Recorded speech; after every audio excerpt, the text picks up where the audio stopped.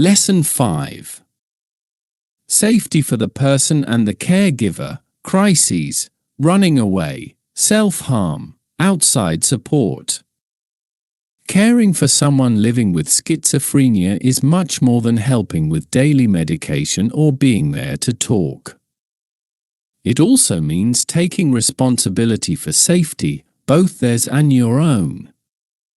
Schizophrenia can be unpredictable, and acute episodes can appear quickly and violently. In those moments, the caregiver is suddenly on the front line, surprised, exhausted, and without clear instructions on what to do. The aim of this lesson is to fill that gap, to give you knowledge that can protect health and, at times, even save a life. The person may go through moments when they run away from home, suddenly disappear, stop answering the phone, lose their sense of time and place, or start engaging in risky behaviors. There may also be suicidal thoughts or attempts at self-harm, not because the person wants to hurt anyone or make a scene, but because their psychological pain has reached the limit of what they can endure. In some situations, aggression may also appear, not because the caregiver is an enemy, but because the person feels attacked by their own thoughts and images. For the caregiver, confronting such a psychic collapse is dramatic and deeply stressful. And while the sense of chaos in those situations is completely natural, it is precisely knowledge and preparation that become the ballast keeping the whole family above water. This is not a lesson about fear, it is a lesson about realistic preparation. About how to recognize early warning signs of a crisis, how to respond, how to protect the person's physical safety without using force or violence, how to protect yourself when the situation turns dangerous, and how to build a support network so the caregiver is not left alone with everything. No one can go without sleep for months, constantly be on watch, constantly react, and not break. That's why this lesson will also cover how to ask for help and how to organize outside support that relieves pressure and protects the caregiver from burning out. In the following parts of this lesson you'll find practical guidance based on professional therapeutic and psychiatric manuals, as well as recommendations from organizations working with mental health crises. You'll understand what is happening to the person during a crisis, how to act step by step in dangerous situations, and how to reduce the chances of these scenarios happening again. This knowledge is not meant to scare you, it is meant to arm you with tools so that in a difficult moment you are not acting in the dark. If you are a caregiver, you need to know one thing: it is not your job to fix the illness, but your role in keeping the person safe is huge. This lesson is meant to help you fill that role without terror, grounded in clear principles and proven strategies. Why the person runs away from home, and how to respond without panic. When the person runs away from home, it is one of the most emotionally overwhelming experiences for a caregiver, because it happens quickly and seems completely irrational. From the outside, it looks like senseless, impulsive behavior. From the inside, though, it is a logical reaction, logical in the person's inner world, not in the world of a healthy observer. Someone in a psychotic state may suddenly feel in danger, believe they are being followed, feel they must disappear right away, get to an important place, save themselves or others, or set out on a journey because of commanding voices. Running away is not an attempt to hurt the caregiver or an act of rebellion. It is a desperate attempt to cope with unbearable inattention. Although these incidents look like a sudden break in contact, they are usually preceded by small signals the caregiver can learn to spot over time. Suspiciousness increases, Anxiety rises. The person starts pacing faster around the house, packing things, or talking about having to go somewhere else. Sometimes they withdraw emotionally, become quiet and hard to reach, and their speech becomes more cryptic and broken. This is the moment when the inner world begins to dominate the outer one, and running away becomes, in their mind, one of the ways to handle the pressure. If, despite conversations and attempts to calm things down, the person leaves the home, the most important thing for the caregiver is to stay as calm as possible. Panic shuts down clear thinking, and even if the person has gone far away, they will usually still pick up on the caregiver's emotional signals, even without being physically present. If they pick up the phone, your tone should be very gentle, without pressure and without blame. Don't demand an immediate return or argue about their reasons for leaving. In psychosis, the logic of a healthy person doesn't work, and pressure may only increase their fear. Far better are calm statements of care, questions about their safety, and neutral invitations to come back. It's warm at home. I made you some tea. We can sit and talk quietly for a bit. If the person doesn't answer the phone and has been gone for some time, or if weather or other conditions put them at risk, the caregiver should contact emergency services right away and report them as missing. For people with serious mental illness, the informal 24-hour rule for missing adults does not apply. Schizophrenia is a high-risk condition. Emergency services are trained for such situations and usually respond quickly, trying to approach the person in ways that do not scare them or intensify symptoms. Preventing runaways is a process that rests mainly on observation and understanding. Daily routine, predictability, calm conversations about fears, and regular contact with a psychiatrist can significantly lower the likelihood of such incidents. If the person has a history of running away, it may help to build a wider support network, people who know about the situation and can help with watching out or stepping in when the caregiver isn't able to handle it alone. The most important thing for the caregiver to remember is that a runaway episode never means you have failed. It is not proof of neglect or a mistake. Running away is a symptom of the illness, a signal that the person's mind has been overwhelmed beyond its current capacity. The kind of knowledge you're reading in this chapter is not meant to increase your sense of guilt, but to give you a calmer understanding of what is happening and clear procedures for what to do. How to respond to suicide risk and self-harm. Suicidal thoughts and self-harm are among the most dramatic and painful aspects of schizophrenia for both the person and the caregiver. Although they usually appear in periods of extreme psychological strain, it is important to remember that they are symptoms of the illness, not a deliberate choice made in full freedom. The person is not trying to hurt anyone or create drama. Most often, these behaviors are a reaction to psychic pain that feels unbearable, or the result of voices ordering them to act in a certain way. Understanding this mechanism is the first step toward offering real help. Suicide risk often begins subtly. The person becomes quieter, more withdrawn, speaks little, while their eyes seem full of tension. They may suddenly begin talking about feeling worthless, guilty, or saying things like, "I shouldn't be here."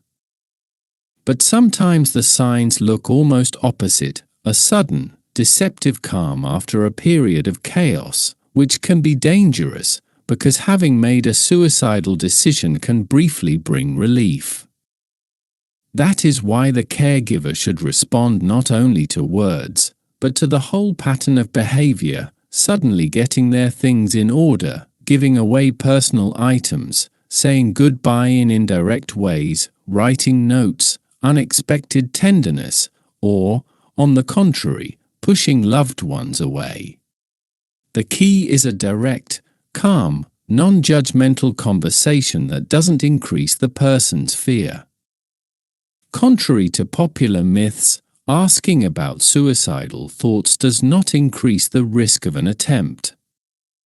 In fact, it's the opposite. Most people feel relieved that someone has named the experience and is not looking away.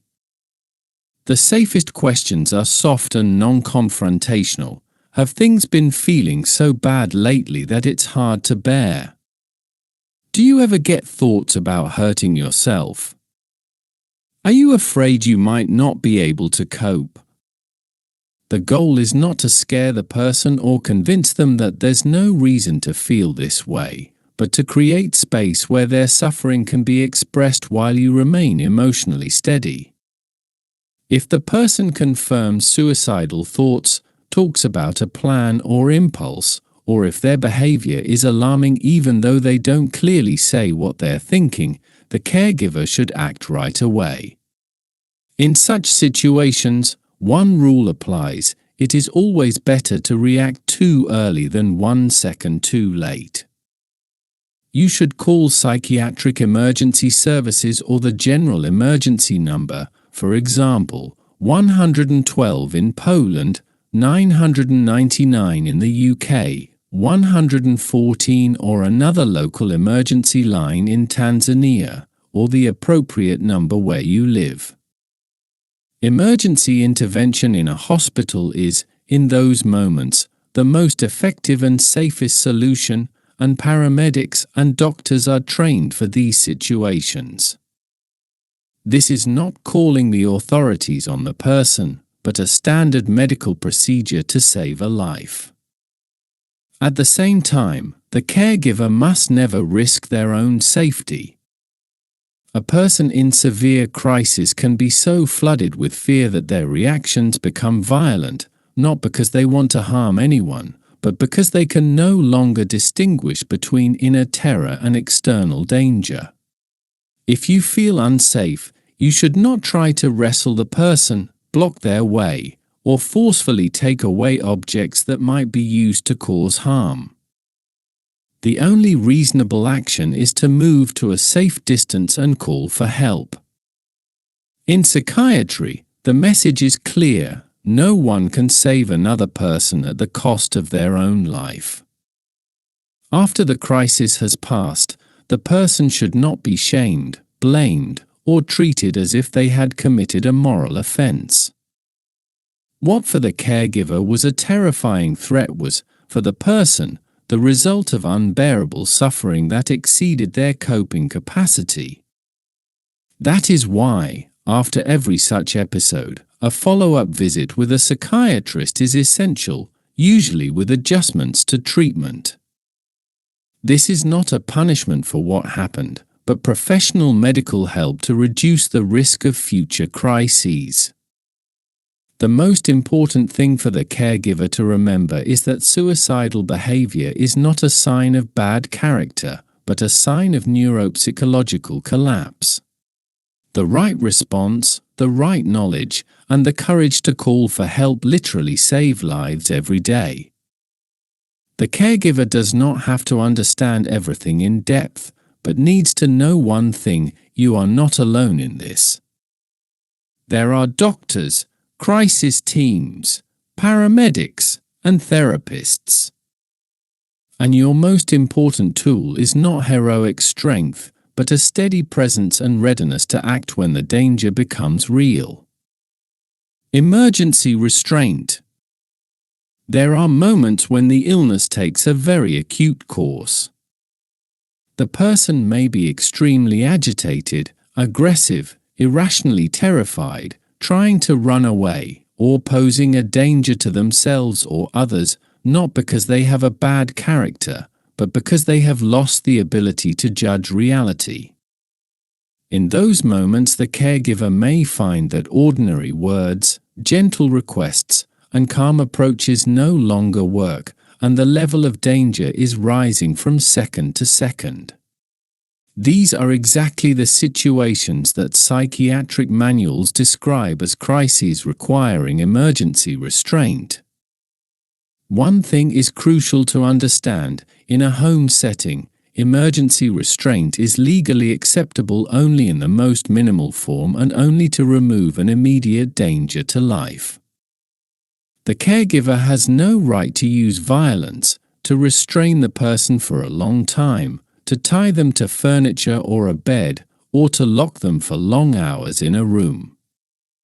Interventions like that are reserved exclusively for professionals working in psychiatric hospitals who have the proper equipment and training. The home is not a place for formal restraint. It can only be a place where you try to keep everyone safe until medical help arrives.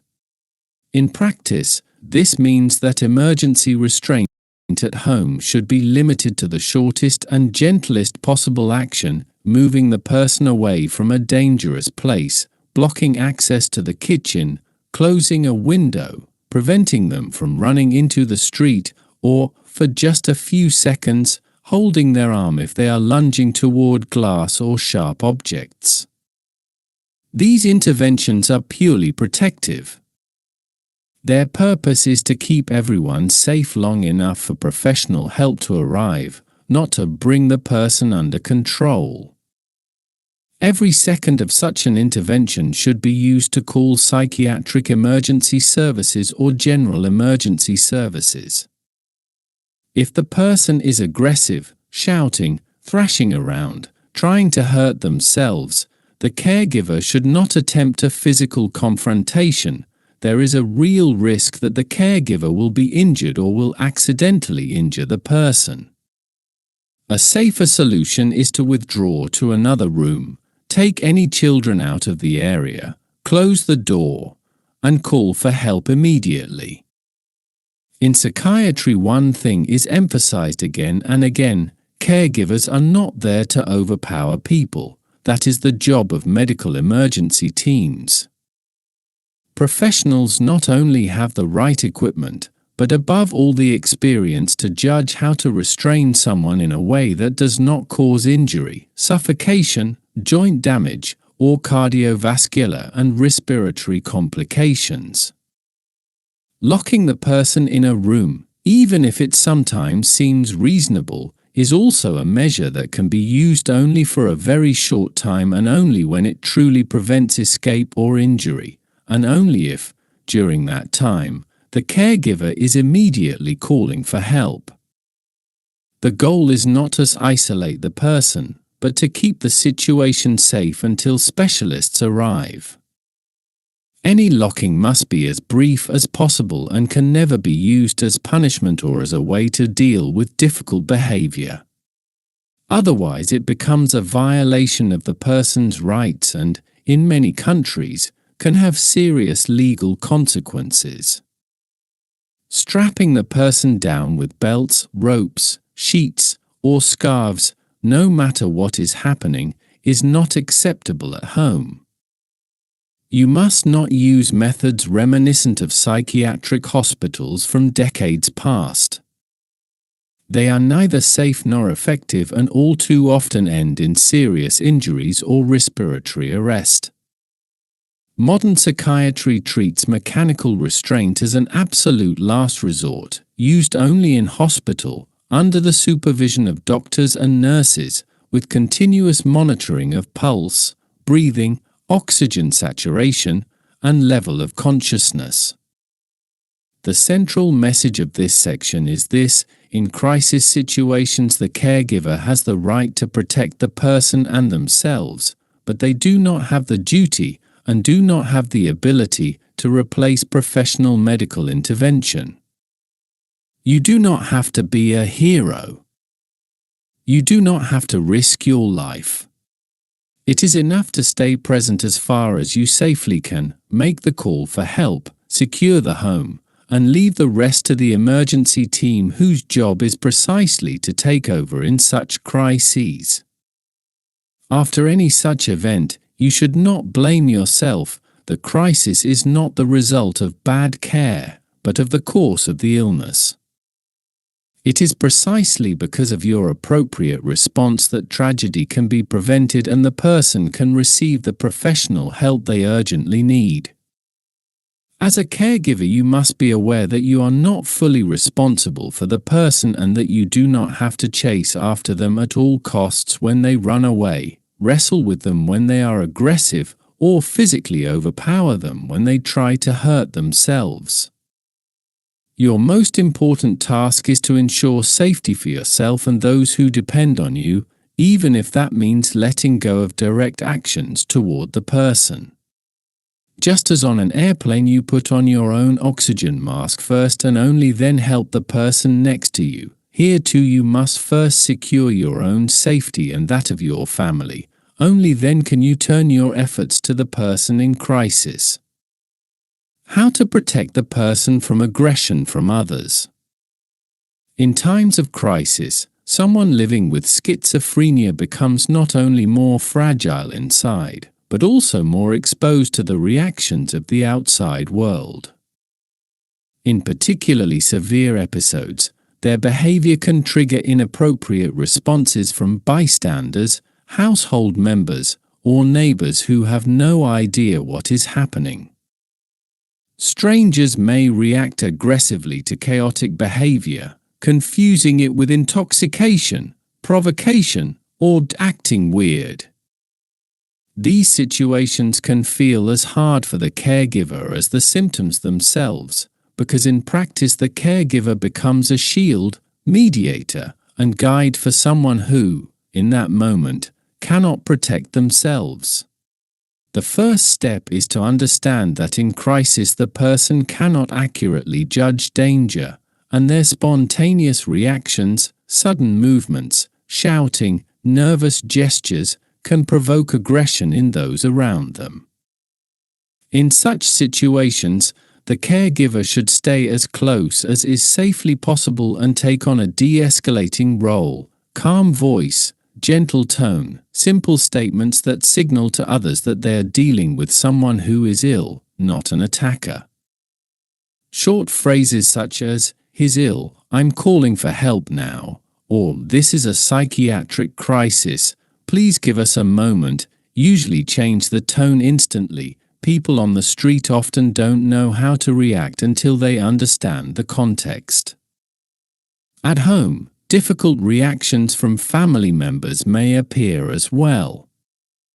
Not every relative can stay calm or be empathic toward the person. Sometimes someone starts shouting, threatening, or meeting aggression with more aggression. This is why the caregiver should establish clear rules at home. In a crisis, one person takes the lead, no one provokes the person, no one raises their voice, and children, if present, should be taken to another room. A psychotic crisis is not the time to educate siblings or try to change someone's character. In that moment only one thing matters: the safety of the person in crisis and everyone nearby. At the same time, the caregiver must remember themselves. If the person's behavior becomes physically aggressive, throwing objects, pushing, swinging their arms, trying to climb out a window, struggling, the caregiver should not try to get the situation under control alone. A body driven by fear can be surprisingly strong. Attempts to restrain it by force can end in serious injury for both of you. The safest solution is to move back to a safe distance, close the door, and call for help immediately. This is not cowardice or failure, it is professional, medically recommended behavior.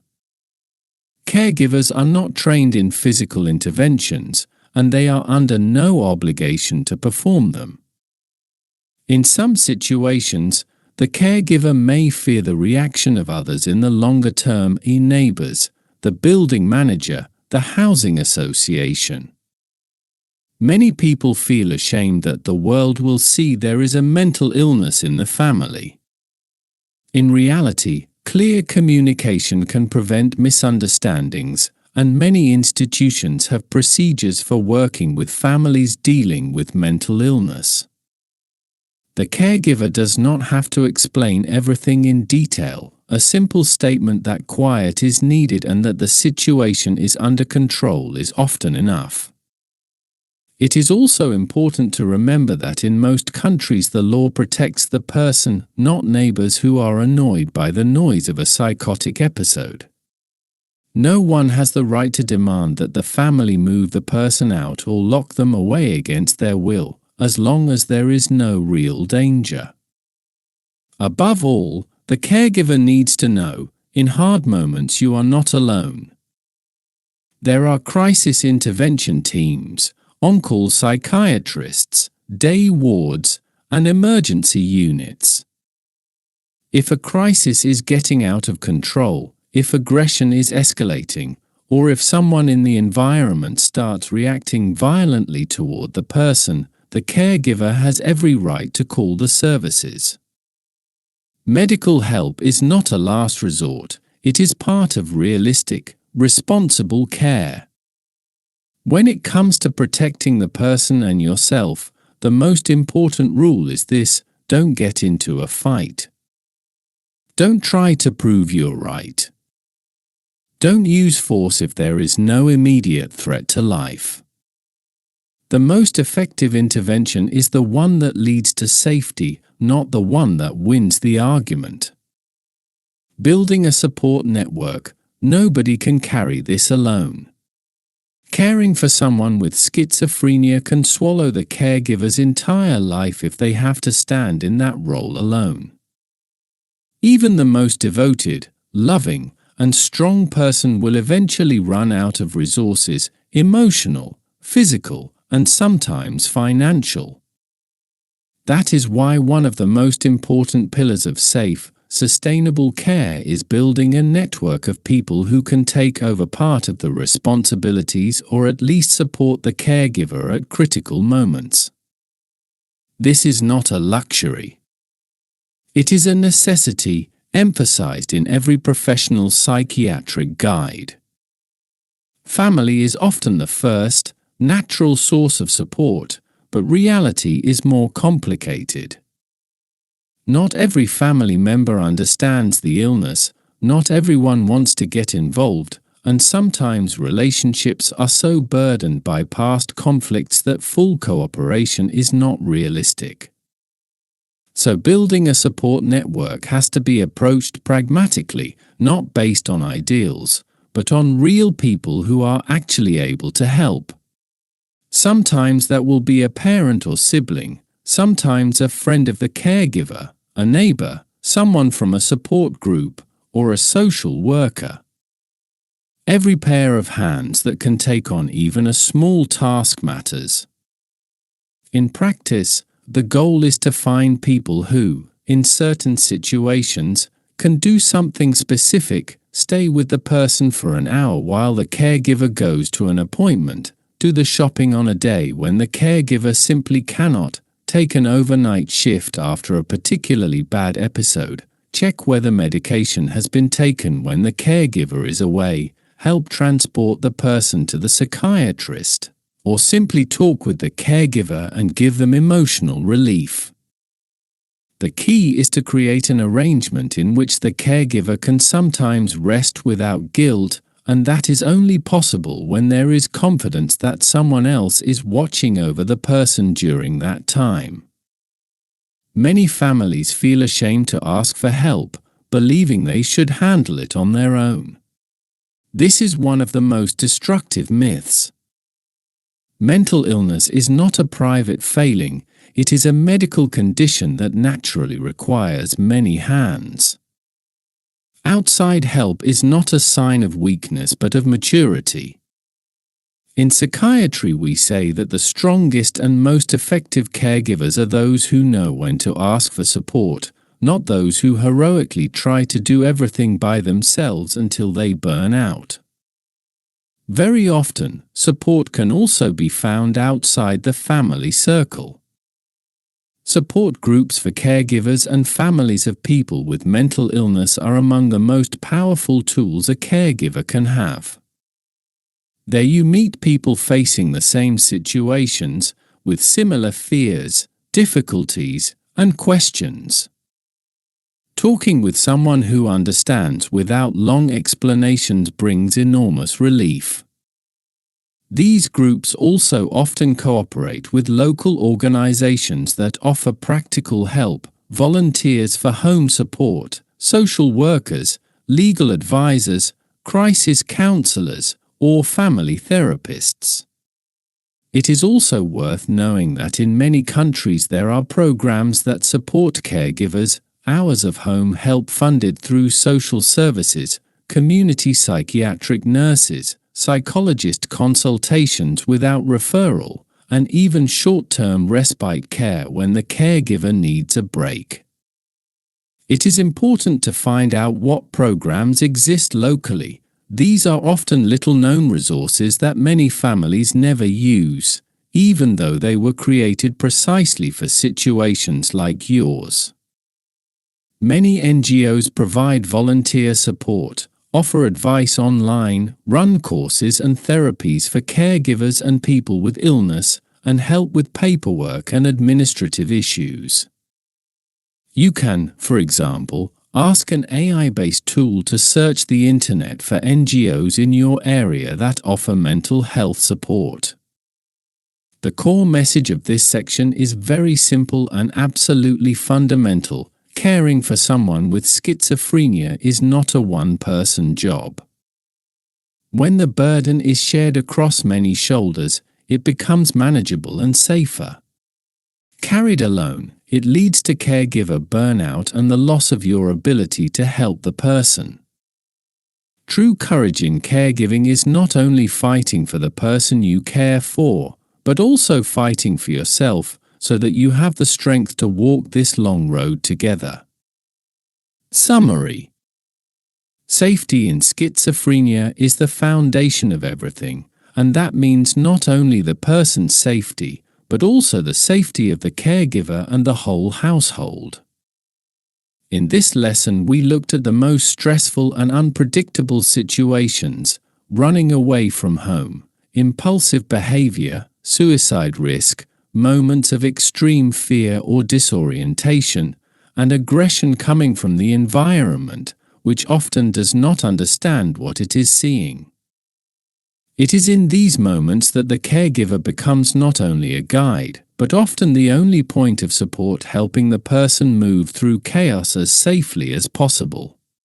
The main message of this lesson is that the caregiver is not required to handle everything alone or to take on tasks that belong to professional medical services. In a crisis, no one expects physical strength, heroic courage, or the ability to physically overpower the person. What is needed most is calm, clear judgment, and readiness to call for help. Emergency restraint in the home may be used only in a minimal, protective way and only while waiting for professionals. Everything that goes beyond brief protection from immediate danger to life belongs to doctors, paramedics, and psychiatric teams. We also stressed how important it is to organize outside support. No one, not even the most dedicated caregiver, can go a week without sleep, constantly watch the person, and react to every signal. Even a modest support network changes everything. It allows the caregiver to breathe, to rest, to keep a life of their own, and above all to preserve their own mental and physical health. Those who support others also need support, not because they are weak, but because they are human. When the caregiver is safer, better supported, and less alone, the person with schizophrenia is safer too.